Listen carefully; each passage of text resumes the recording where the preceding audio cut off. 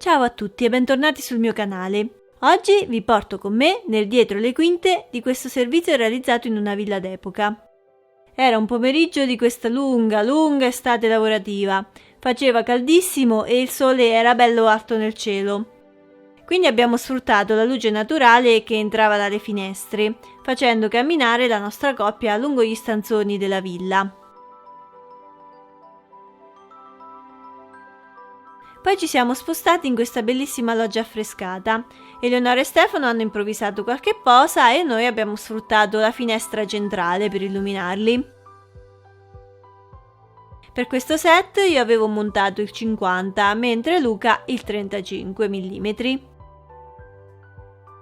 Approfittando delle finestre che danno sul cortile, io e Luca ci siamo spostati dall'altro lato della villa e abbiamo fatto affacciare la coppia alla finestra. Qui abbiamo utilizzato entrambi i teleobiettivi, io il 135 e Luca l'85. Tornando indietro c'era un altro stanzone che volevamo assolutamente utilizzare per via delle finestrone e di questi archi. Qui abbiamo scattato per la maggior parte del tempo in controluce perché ci immaginavamo già il risultato in bianco e nero.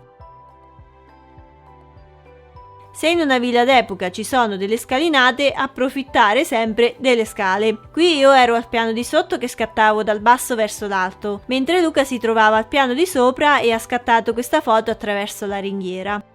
Usciti in giardino siamo subito corsi in questa piccola serra, veramente minuscola ma super fotogenica. Abbiamo fatto entrare Eleonora e Stefano e noi abbiamo scattato a turno dalla porticina con focali grandangolari per riuscire ad includere anche l'ambiente circostante. Eravamo infatti entrambi a 35 mm.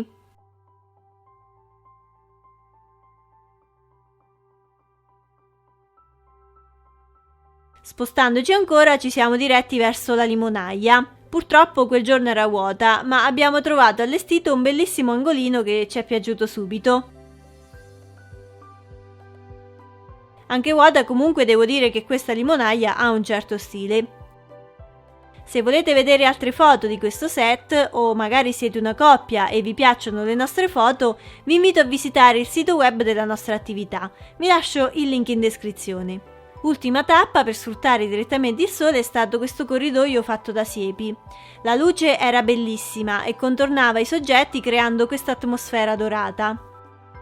Bene, per questo video è tutto, ma rivedrete presto Eleonora e Stefano perché il loro servizio prematrimoniale non è finito qui. A presto con la seconda parte. Ciao!